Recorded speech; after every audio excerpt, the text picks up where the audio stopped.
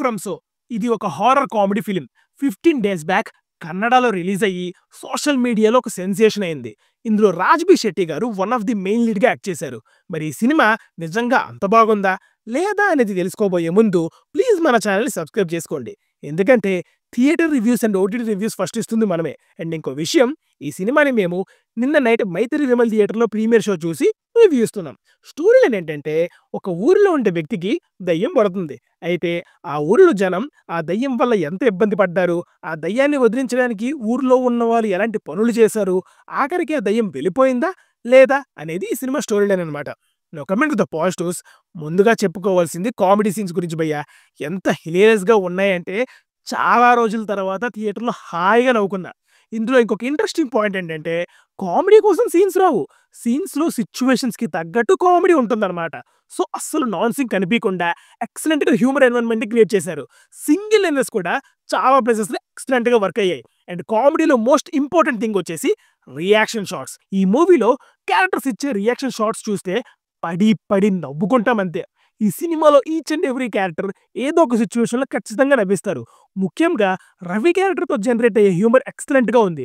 రాజ్బీ శెట్టి గారు కూడా బాగానే నవ్విస్తారు. నిజానికి ఆయన నుండి చాలా హ్యూమర్ ఎక్స్పెక్ట్ చేశా, బట్ మిగతా యాక్టర్స్తో పోలిస్తే రాజ్బీ శెట్టి గారికి తక్కువ స్కోపే ఉంది. ఇక రైటింగ్ అండ్ డైరెక్షన్ గురించి స్పెషల్గా చెప్పాలి భయ్య. జేపీ తుమ్మినాడు గారి రైటింగ్లో ఏదో తెలియని గమ్మత్తుంది. ఒక రకంగా సమ్ మ్యాజిక్ అనే చెప్పాలి. మన ఇంటి పక్కన ఆరు మన పక్క వీధిలో జరుగుతున్న ఒక ఇన్సిడెంట్ని చూస్తున్నట్టుగా అనిపించింది. అసలు బ్యూటిఫుల్ డ్రామా ఉంటుంది భయ్య సినిమాలో. ప్రతి సీన్కి ఒక పర్పస్ ఉంటుంది అండ్ చాలా డీటెయిలింగ్గా ప్రెజెంట్ చేశారు.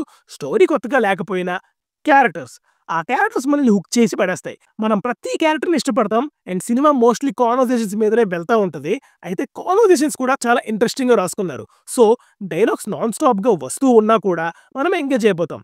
చెప్పా కదా భయ్యా, మనకి క్యారెక్టర్స్ నచ్చితే ఆ క్యారెక్టర్స్ మాట్లాడుకునే మాటలు మనకి ఇంకా బాగా నచ్చుతాయి. మేధావే తెలుగు డబ్బింగ్ కూడా బాగుంది. ఇంకా సినిమాలో థ్రిల్ అండ్ హారర్ ఎలిమెంట్స్ విషయానికి వస్తే సెకండ్ హాఫ్లో most of the part thrill అవుతాం. ఫస్ట్ హాఫ్లో కూడా కొన్ని సీన్స్ మంచి థ్రిల్లింగ్గా అనిపిస్తాయి. ఖచ్చితంగా ఒక క్యూరియాసిటీని అయితే మెయింటైన్ చేశారు. సినిమా ప్రిడిక్టబుల్గానే ఉంటుంది, కానీ మనం ప్రీట్ చేసిన సిచ్యువేషన్లో రాదు. ఇంకా హారర్ అంటే పెద్ద సౌండ్ ఎఫెక్ట్స్ పెట్టేసి భయంకరంగా ఏముండదు. ఆ హారర్ థీమ్ అనేది సినిమాలో త్రూ అవుట్ మెయింటైన్ అవుద్ది.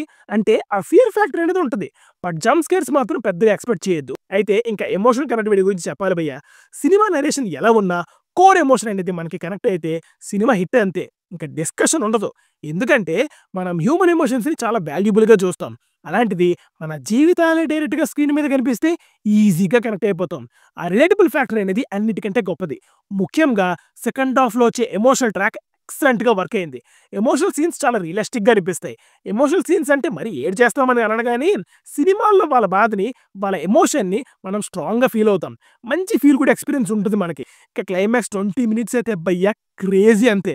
నేను ఎగ్జాగరేట్ చేయట్లేదు, కానీ గూస్ బంప్స్ మూమెంటే క్లైమాక్స్ మాత్రం. అప్పటి వరకు మనల్ని వెయిట్ చేపించి ఒక బ్యాంగర్ని వదులుతారు. నిజంగా క్లైమాక్స్లో ప్రజెంట్ చేసిన పే ఆఫ్ ఎక్సలెంట్ ఉంది. ఆ క్లైమాక్స్ అశోక్ అండ్ రవి అనే 2 క్యారెక్టర్స్కి రిలేటెడ్గా ఉంటుంది. సో ఆ 2 క్యారెక్టర్స్లో చేసిన యాక్టర్స్ పర్ఫార్మెన్సెస్ టూ గుడ్ ఉంటాయి. ఒక స్టార్ హీరో మాస్ సినిమా చూస్తున్న ఫీలింగ్ అయితే వచ్చింది క్లైమాక్స్లో.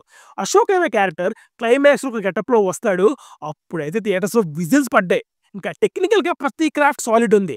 ఎస్పెషల్లీ సినిమాటోగ్రఫీ అండ్ మ్యూజిక్ చాలా తక్కువ బడ్జెట్లో తక్కువ లొకేషన్స్లో షూట్ చేసినా కూడా మేకింగ్ క్వాలిటీ వల్ల మనకి స్క్రీన్ మీద మంచి ఫ్రేమ్స్ కనిపిస్తాయి. బీజిఎం అండ్ సౌండ్ మిక్సింగ్ కూడా ఎక్సలెంట్ ఉంది. ముఖ్యంగా క్లైమాక్స్లో గూస్ బంప్సే. ఇంకా ఇప్పుడు నెగిటివ్స్ చెప్పమంటే, సినిమాని కోర్ పాయింట్లోకి తీసుకెళ్ళడానికి కొంచెం టైం అయితే తీసుకున్నారు. ఆ టైం తీసుకోవడం సినిమాకి నీడెడే, కానీ మనం స్టార్టింగ్లోనే హుక్ అయిపోతే ఇంకా ఎంజాయ్ చేసేవాళ్ళం అనిపించింది. సో మనల్ని వెయిట్ చేయించడం వల్ల సెకండ్ హాఫ్తో కంపేర్ చేస్తే ఫస్ట్ హాఫ్లో కొంచెం ఇంపాక్ట్ తగ్గింది. ఆ ఫస్ట్ 20 to 30 మినిట్స్ వెయిట్ చేయాల్సి వస్తుంది. ఇంకా కొన్ని సీన్స్ని స్ట్రెచ్ చేసిన ఫీలింగ్ అయితే వచ్చింది. అంటే బోరేమనిపించదు, బట్ ఎందుకు ఇంత స్ట్రెచ్ చేస్తున్నారు అనే క్వశ్చన్ కూడా వచ్చింది. పర్ఫార్మెన్సెస్ విషయానికి వస్తే భయ్యా ప్రతి యాక్టర్ వాళ్ళ బెస్ట్ ఇచ్చేశారు.